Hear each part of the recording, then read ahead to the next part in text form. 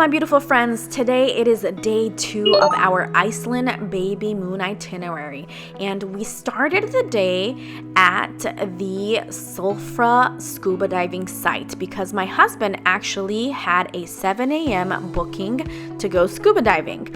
I actually rode in with the company called dive.is.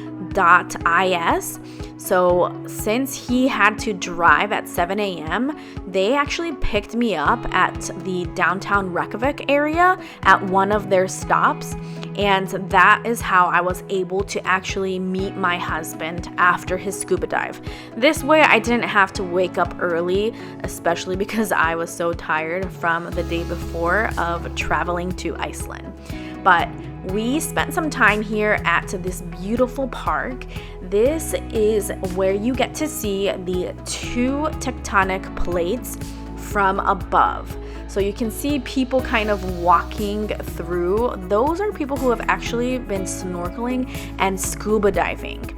And if you're not into that or you don't want to do that, you should still go to this location at the national park because you can actually still see the tectonic plates from above without having to get in the water.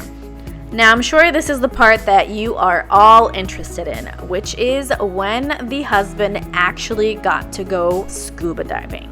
And let me tell you, this was definitely one of his bucket list items because he is actually an advanced scuba diver here in the Caribbean. So, we want to kind of tell you guys our process of getting up to this point where he is actually finally officially diving between the 2 tectonic plates. It wasn't easy. So first off, I want to tell you guys that we used dive.is. They were fantastic to work with, and let me tell you why. Once we knew that we were going to go to Iceland, I knew that this was something that you could actually do. Touch the 2 tectonic plates. You could either scuba dive or snorkel. I am not scuba certified, so I wanted to snorkel, but once we started emailing with this company, they were super responsive and quick and let me know that unfortunately, because of how cold the temperature of the water is, it is not safe for a woman who is pregnant to actually snorkel. So, that did not happen. And that's when we decided, since the husband was scuba certified, he would be the one to actually get this done. Now, I do want to tell you guys how we actually got to make this happen. So I'm going to invite my husband on here to kind of just discuss a little bit about our whole process. So, since I was not able to go snorkeling, we decided to look into the scuba diving. So Johnny is right here. Hello, nice to meet you. And he is going to just kind of tell you guys exactly what sort of certification you need to get done. To give you a little bit of context, we were emailing back and forth with the dive company, and when we wanted to book this is when we found out that we were missing the certificate. So Johnny is going to explain to you exactly what it's called and the whole process. As Stephanie was mentioning, we were going to Iceland, and if anybody's going to Iceland, they know that Silfra is a bucket list for scuba divers. Very much so. I mean, like, he's been talking about this place for years. We've been together for 15 years almost, and this is definitely something that any avid scuba diver is going to know about. Oh, absolutely. This is one of the few spots in the world. You got Silfra, the Blue Hole, a couple of those that are just, every scuba diver knows about this. And so once we put this trip together, I knew this is something that I definitely wanted to do. I knew the water was going to be cold, but I didn't know that there was actually a dry suit certification that needed to be done to get this. Yeah, and that dry suit certification was really tough to get done. And this is what I'm talking about. Make sure you have enough time because it's not something like scuba diving certification that it's pretty easy to find scuba diving certification. This is pretty specific because, like Johnny mentioned, you're dealing with really cold water, and it's a whole different science behind it that he'll go into a little bit.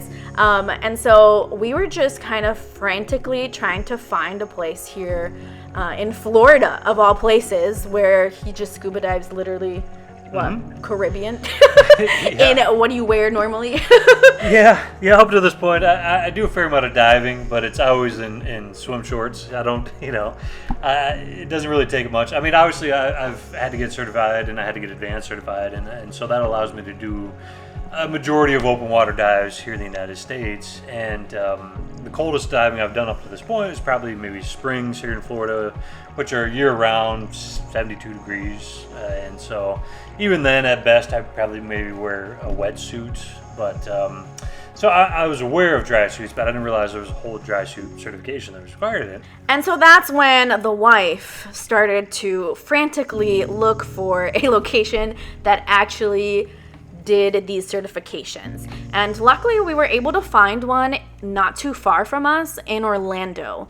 We are Tampa based. It's only a 2-hour drive. We called them and they were nice enough to accommodate. Yeah, so they do dry suit certifications, but they don't do them on a regular basis because it's Florida and who gets certified on a regular basis. But once we called and told them that we're doing the Silfra dive, they were obviously envious of that, and they were very nice and accommodated us and allowed us to get this done on a pretty quick basis. So they sent me the online course, and I was able to accomplish that in a few days. But then I had to do the actual open water dives, where I met the instructor out in Orlando in the spring, and we did an open water dive in a dry suit, which was my first time wearing one. And it was quite the process, and I'm glad I actually did the certification because I didn't realize it was so complex in actually getting certified. And it was a nice process. We did it all within a few 30 minutes or so, and then I was off to Silfra. Yeah, and that's how we actually made this happen. So that's why, first off, you need a dry suit certification. Second, make sure you have time to get this done. And that's basically it. Now, I am going to screenshot their website to let you guys know a little bit more information of what it takes to get this dive done, because this is just the route that we went through. Doesn't mean you have to go this route. So they do have another option where you can have 10 dives in a dry suit. They just have to be written proof. That allows you to actually dive this without having to have the dry suit certification. Now, I do want to kind of talk a little bit more about what the actual experience was like when you first dove in. Yeah, so I obviously just recently was dive certified for dry suits, and I'm glad I was because I didn't realize how complex they were, and this creates a second buoyancy system within your body, and it's basically like wearing a big airbag around your suit. So it was all a new experience to me, and I'd done that in Florida, and I felt like pretty comfortable when I was in Florida.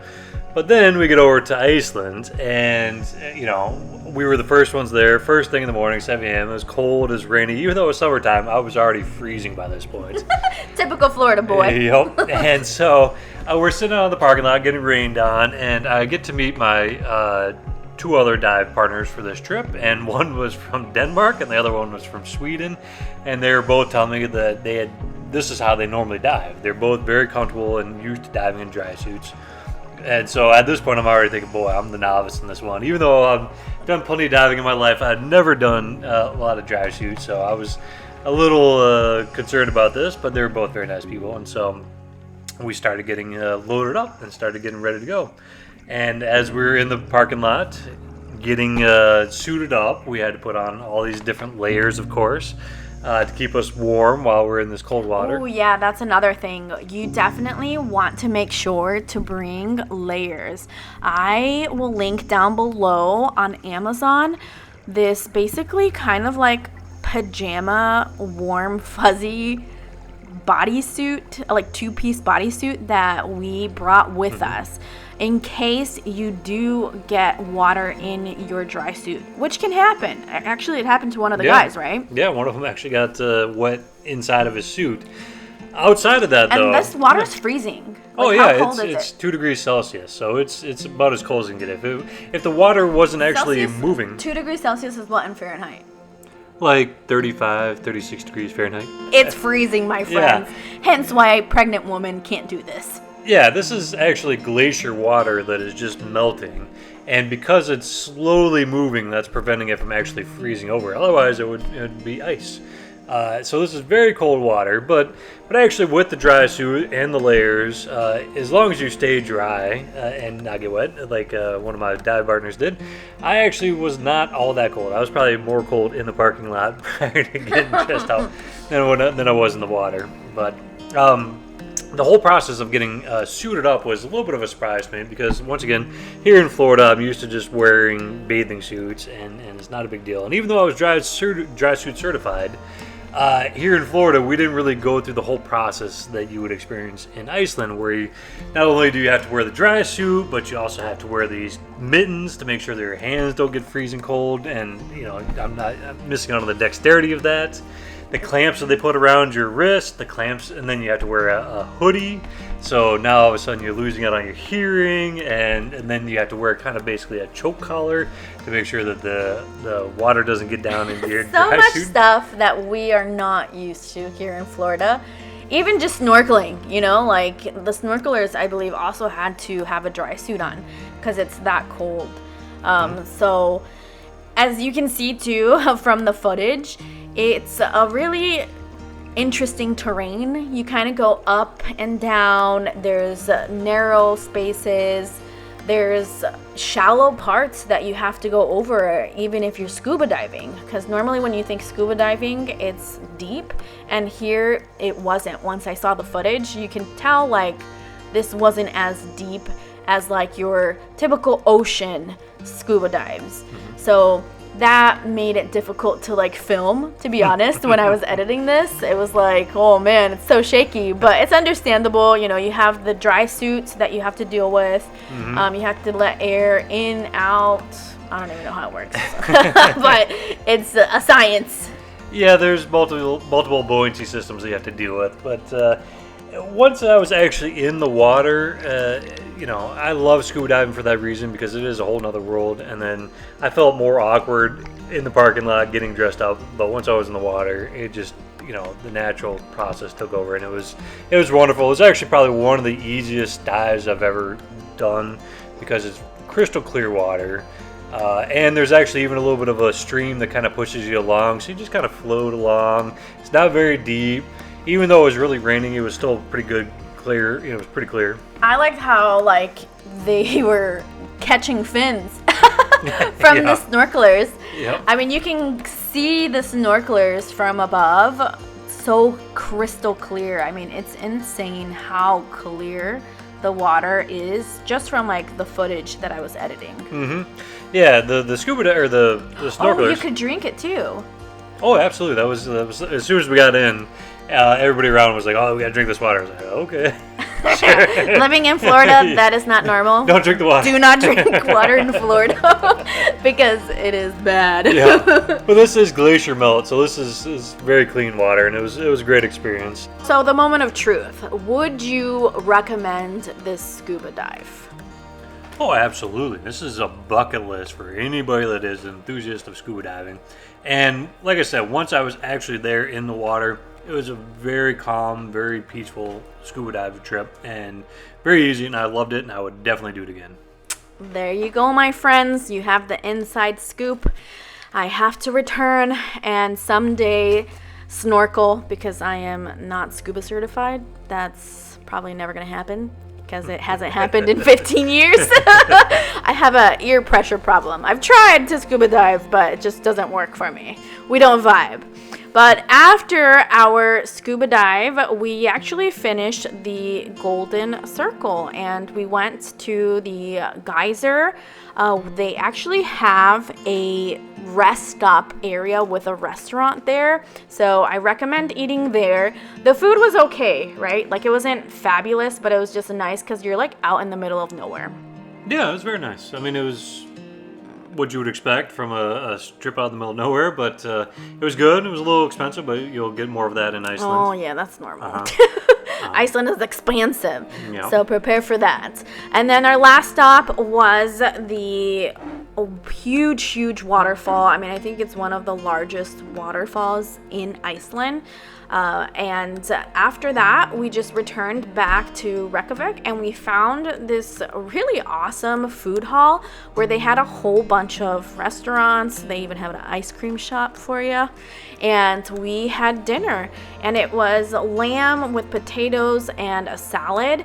And since the food was expensive, this was a big plate for both of us to just split. And I actually ended up getting an extra salad. So this way we each had salads, we split the potatoes, and we split the lamb and had some ice cream for dessert and called it a day. But I hope you guys enjoyed. Thank you so much to my wonderful husband for chiming in. Pleasure to be here. And like always, remember to dream big, be brave, and explore life. Until next time. Mwah.